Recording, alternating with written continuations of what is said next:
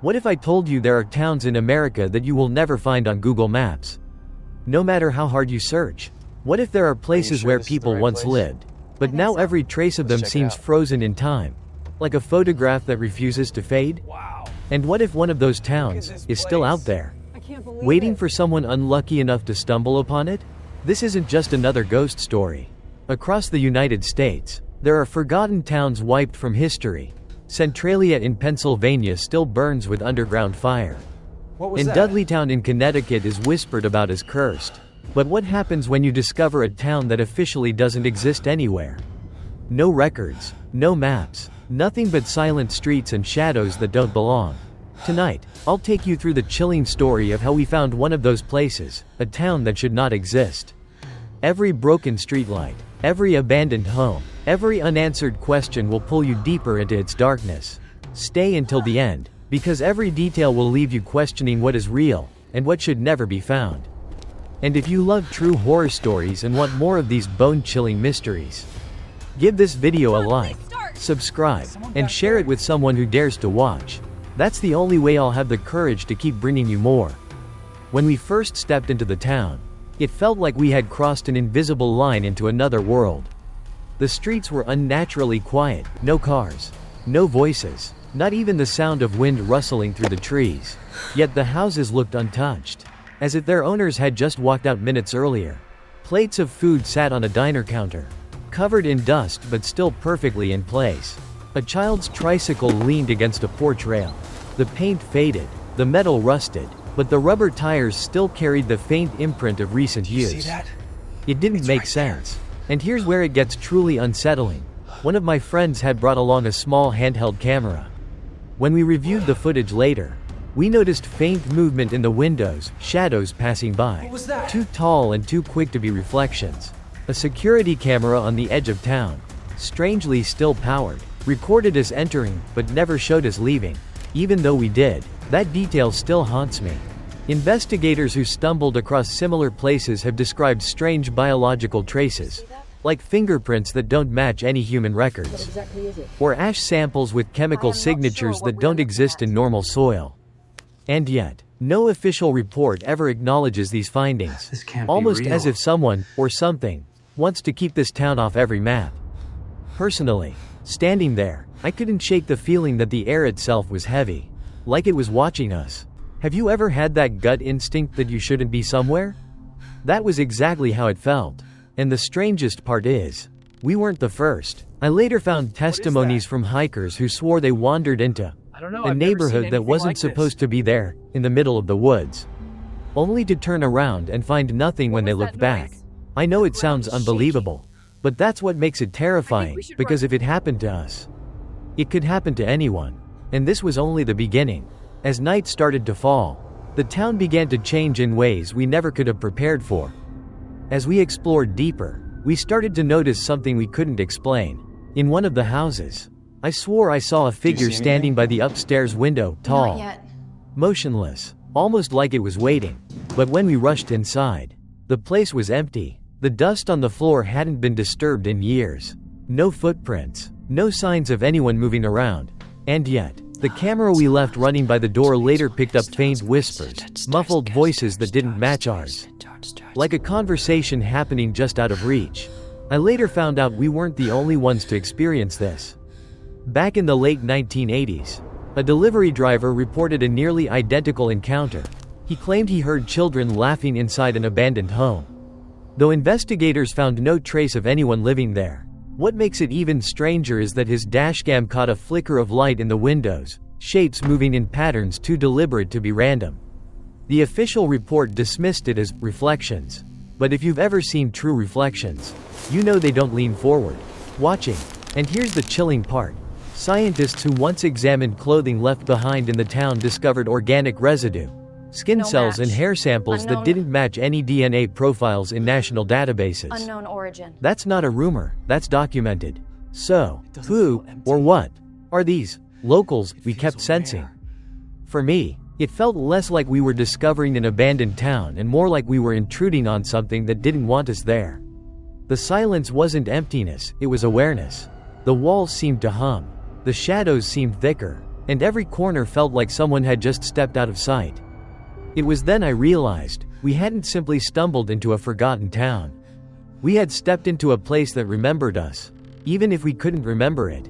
And as night drew closer, those whispers grew louder, until the town itself seemed ready to reveal what it was hiding. When night finally fell, the town changed completely. What looked abandoned by daylight began to feel alive in the dark. Streetlights flickered to life even though no power lines were supposed to be running. The air grew colder, heavy, almost damp, as if the town itself was exhaling around us. That's when we heard it, the slow creak of a swing moving back and forth in the schoolyard. Though no wind was blowing, one of us set up a motion-activated camera at the main intersection. Later, when we checked the footage, we saw shapes, dozens of them, crossing the streets. They weren't solid like people, more like shadows made of smoke, but they moved in sync, almost as if they were following an old routine, walking to work, gathering at the diner, heading home. What chilled me the most was how natural it looked, like the town was reliving its last night over and over again. There are similar reports in real life. In Dudleytown, Connecticut, locals claim that after sundown, you can hear the echo of footsteps circling abandoned houses. And in Centralia, Pennsylvania, firefighters once swore they heard voices through the smoke rising from the underground fire. Most people call these stories superstition, but when you see it with your own eyes, or hear it in your own recordings, it's impossible to dismiss. For us, the breaking point came when one of my friends wandered down a side street. We heard him shout once, sharply, like he'd been startled, or worse, grabbed. By the time we reached the corner, he was gone. The ground was bare except for his flashlight, lying in the middle of the road, still on, no footprints, no struggle, just gone. I can't put into words the weight that hit me in that moment. It wasn't fear of the unknown anymore. It was the sickening realization that the town could take something from us. And maybe that's why I believe this place isn't simply abandoned, it's a trap, a loop, a shadow of a community that refuses to die and refuses to let go of anyone who dares to enter. What happened next pushed us past the point of rational thought, into sheer desperation, because once we decided to escape, we discovered the town wasn't going to let us leave so easily. We finally decided to leave, but that's when the real nightmare began. We ran back toward the road we came in on, but every turn led us to the same intersection with the broken traffic light. No matter which way we went, we ended up back there. I remember looking at my phone's GPS, it spun in circles, as if we were standing in the middle of nowhere. Even the compass app wouldn't settle, just twitching like it was alive. The car, which had been working fine all day, refused to start. The dashboard lights flickered, then went black. One of us swore he heard someone breathing in the backseat. But when we checked, it was empty. That's when I knew, we weren't just lost. The town was holding us there. And it's not just us. There are documented cases of hikers in Appalachia who described the exact same thing. Trails that fold back on themselves. Compasses that spin out of control. And whole groups who swear they walked in circles for hours. In one case from the early 2000s, search teams found abandoned gear from missing campers, but no tracks leading away, just their belongings scattered in a perfect circle. Like they'd been placed there deliberately. I can't explain it, but I can tell you what I felt. It was as if the town itself was rearranging behind us, shifting streets and buildings like pieces on a board game, making sure we couldn't escape. Every shadow seemed thicker, every sound sharper. My friend's flashlight beam caught movement in the distance, figures standing shoulder to shoulder, blocking the road. When he blinked, they were gone. At some point, we did get out, or at least, we think we did. We ended up back on the highway, miles from where we entered, with no idea how we got there. But here's the strangest part. When we reviewed the camera footage later, it showed us driving down the road, but the town wasn't in the background anymore. Where are we going? Just empty woods, as if the place had never existed. So I keep asking myself, did we really escape? Or did the town let us go? And if it did, why? Even now, I can't say with certainty what we experienced. Was it a town erased from history? A place cursed to exist just outside of reality? Or was it something far stranger, an illusion that lured us in, only to play with us before letting us go? The truth is, we left with more questions than answers.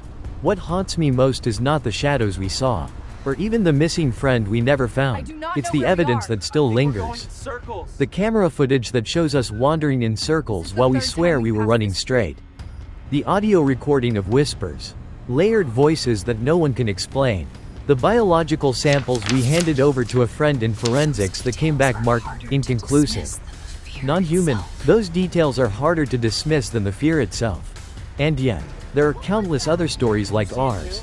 Families who swear they drove through towns that vanished by daylight. Travelers who remember seeing signs for places that don't exist in any state records. Whole communities whispered about and then erased. I've read testimonies. I've seen footage. And I've felt it myself. That's why I believe these towns aren't accidents of history. They're traps that wait for someone curious enough to walk in. Personally, I've never looked at a back road the same way since. Every time I see an old, unmarked turnoff, I feel that instinctive pull of curiosity, and that equally strong warning in my gut, don't. Because maybe these towns aren't forgotten at all. Maybe they're watching, waiting for us to remember them. So here's the question I'll leave you with. If you stumbled upon a town that doesn't exist on any map, would you dare to step inside?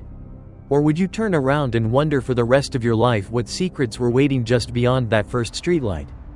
If stories like this send chills down your spine, give this video a like, subscribe, and share it with someone who loves exploring the dark corners of reality. Your support is what keeps me going.